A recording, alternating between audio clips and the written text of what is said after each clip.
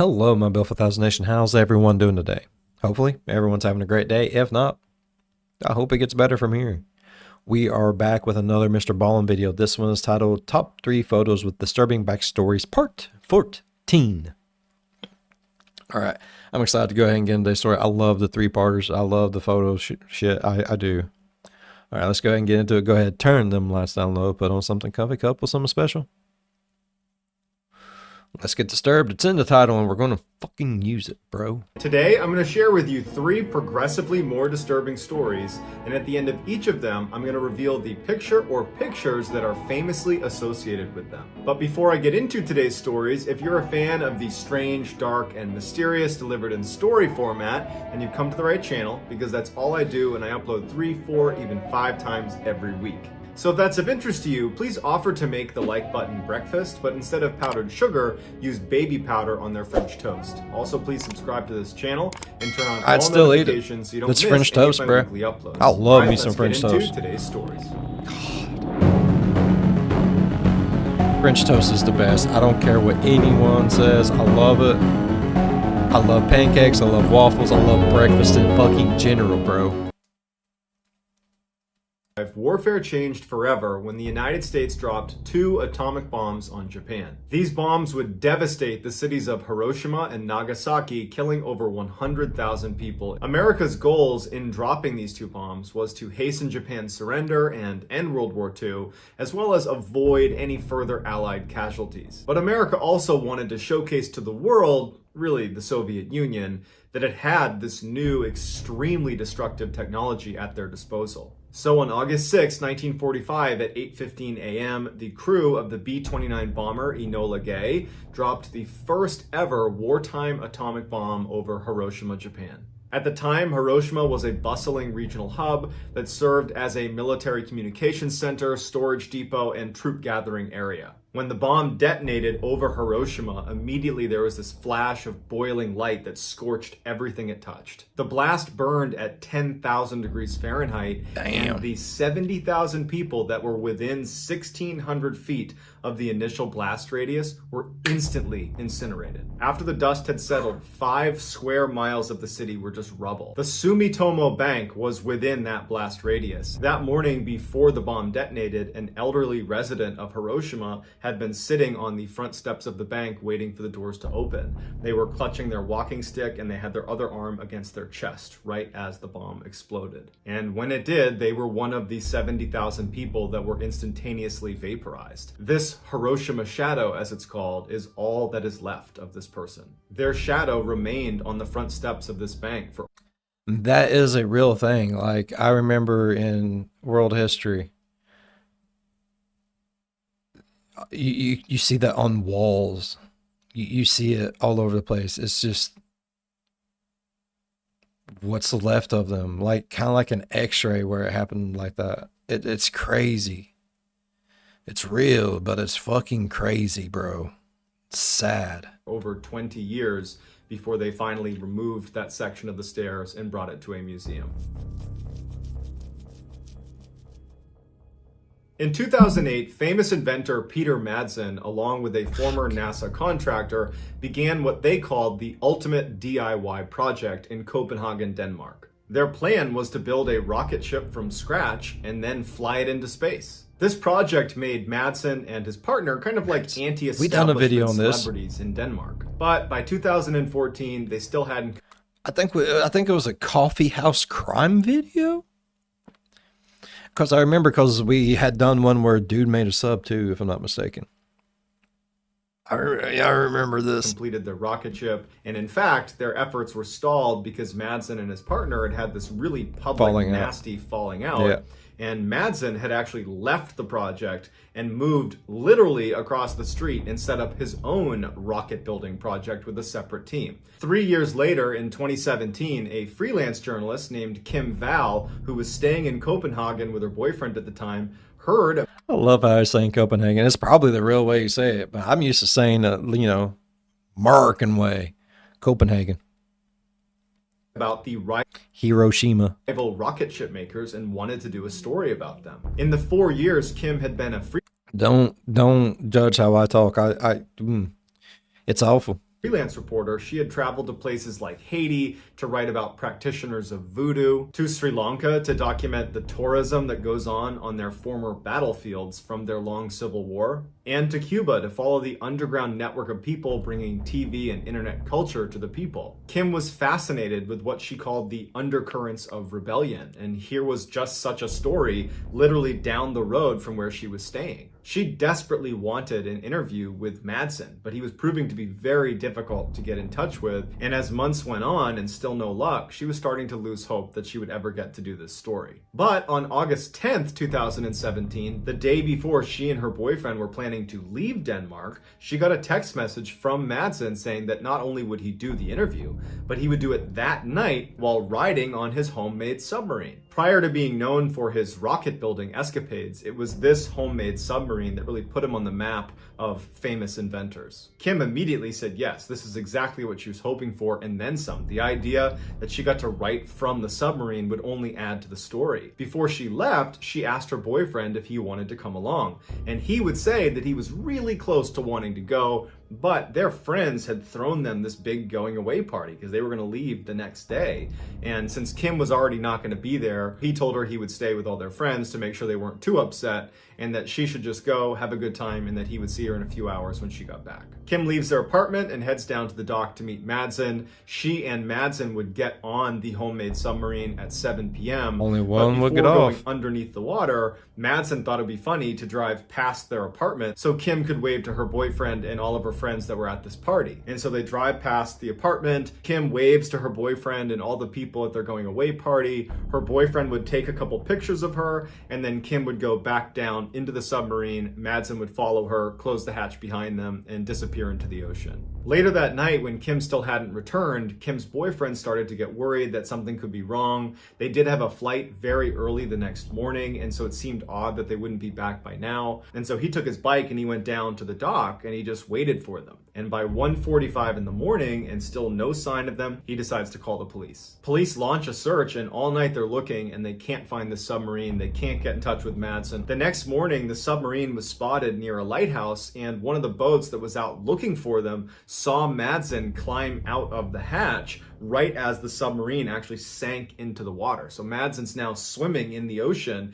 and the submarine's gone under, and there's no sign of Kim. The boat goes over and picks up Madsen, brings him to shore. Madsen would tell police that he started to notice some ballast issues with the submarine, and he thought it might cause it to sink. And so he took Kim to the surface and dropped her off at a nearby island. He went back down into the submarine to try to fix the issue. He said he couldn't do it, and he was only able to barely escape before the submarine ultimately sank. And if you just go over to that island right over there, you're bound to find Kim. But Kim was never on that island. This is the picture of Kim waving goodbye to her boyfriend and to the goodbye party. Right after this picture was taken, Kim and Madsen would go down into the submarine. Madsen would offer Kim coffee and cookies, and she would sit down. And He had some kinks, people. He had some kinks. I will never find the video because, like I said, I put up a video 7 days a week. I have pretty close to 800 videos. There's no way in hell I could find it.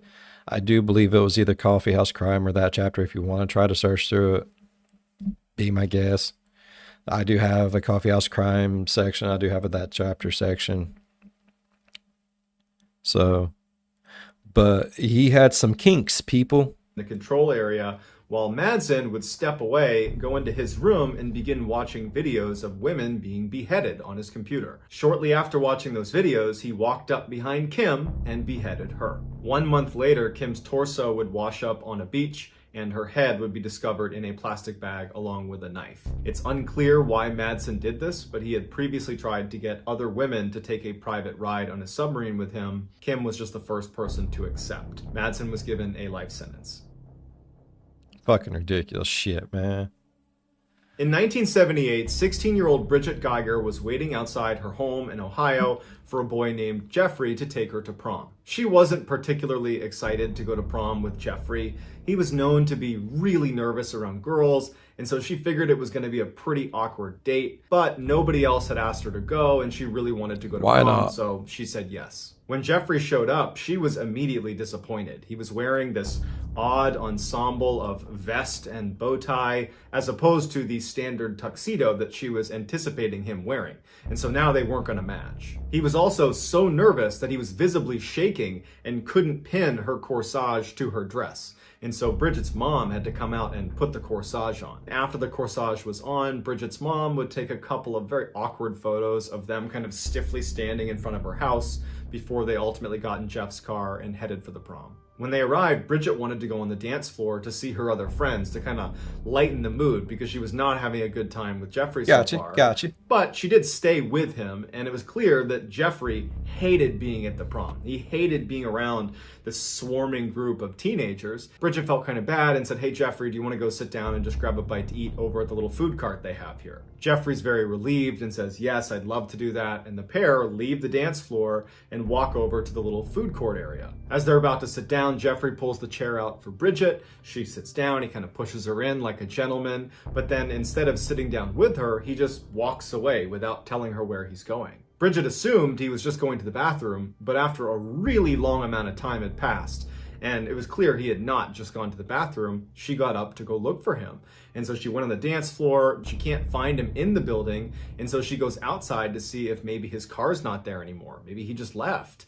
And she sees his car, it's still in the lot. When she turns around to go back into the prom, she sees Jeffrey sitting on a curb just eating McDonald's cheeseburgers. And she goes over to him and she's like, "What are you doing out here?"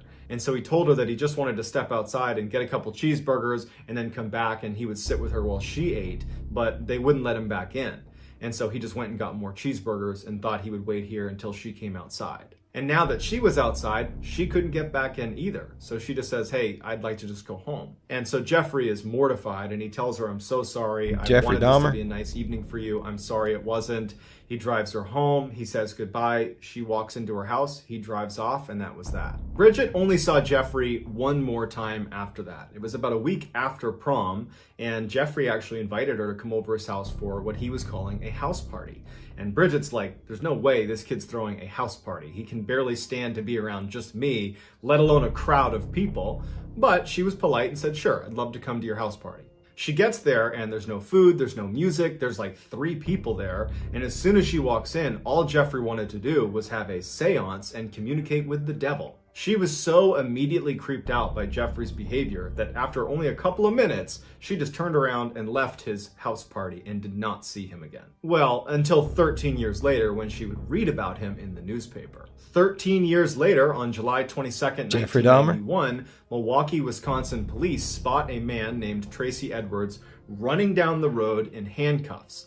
They run over to him and they say, "What's going on?" And he says that a man was holding him hostage in his apartment, that he threatened to kill me. I was able to overpower him and escape, and here I am. The police go to this apartment that he apparently escaped from and they knock on the door. The door opens and the police are confronted by this tall man who introduces himself as Jeffrey. He tells police this is all a big misunderstanding and that Tracy Edwards is a friend of his and I don't know what's gotten into him. And the police were actually close to believing him. They would even say he was really convincing. But as they're talking to him, one of the officers kind of looks behind Jeffrey into his apartment and he sees on the coffee table what are clearly pictures of dismembered body parts. And so they arrest Jeffrey, and when his apartment was fully searched, a house of horrors is revealed. In addition to photos of body parts, the apartment itself was littered with human remains. There were several human heads in the freezer and the refrigerator, and in his bedroom was a 57-gallon drum containing more dead bodies that were decomposing in chemicals. There was also evidence that suggested Jeffrey was eating these people. Now, Jeffrey lived in a crowded apartment. Thank God I'm vegan. Nah, I just don't eat meat. I like cheese. I could never get rid of cheese, man. I just can't eat meat. Health problems. Y'all know that. Complex. And so other neighbors had complained about this awful smell coming from his room, but he had been able to explain it away and convince everybody that it was just some bad meat. However, the most horrifying revelation about how It Jeffrey was was bad able meat. to conceal these horrible crimes he was committing in the middle of a city apartment would come a few days later. Apparently, 2 months before Tracy Edwards had run out of Jeffrey's apartment in handcuffs and flagged those officers down, another boy had left the apartment in handcuffs and was running down the road, and police stopped him. But the boy couldn't really speak. He wasn't able to articulate why he was there or what he was doing. And as police are talking to him, Jeffrey comes running up the road, flags the officers down, and thanks them for finding his boyfriend. They had gotten into a lover's quarrel and that everything was just fine. And so the police shrug it off and say, no problem, we'll even give you a ride back to your apartment. And so they drive the boy and Jeffrey back to Jeffrey's apartment. They watch them go inside and the police leave. But if the police had paid a little bit more attention, they would have seen there was a hole drilled in the back of his head by Jeffrey. He had been pouring acid into this kid's head to try to control him, and that was why this boy couldn't speak. And as soon as the police let them go back into the apartment, Jeffrey killed the boy, because Jeffrey, Bridget's prom date, turned out to be none other than infamous serial killer Jeffrey Dahmer, who killed 17 people over a 13-year period. Just days after this picture was taken of Jeffrey and Bridget, right before they headed off to prom together, Jeffrey would kill his first victim and start that 13-year killing spree. Dahmer was ultimately given a life sentence, but was killed by another inmate. So that's going to do it, guys. Let me know what you thought of these. I love these stories, man. They're so fucking crazy. It's fun. All right. I really enjoyed today's video. I hope you guys enjoyed today's video as much as I did. If you did, please go down there, leave a thumbs up. It really does help the channel grow. While you're down there, go on over and slap that subscribe button. Become part of the B5 Nation. We do some crazy stuff here. And if you want to know when that crazy stuff happens, ding that bell and turn on all notifications. As always, be good to one another. I'll see you in the next one. Bye-bye. Fucking Jeffrey Dahmer, bro. I fucking called it, homie. Yeah.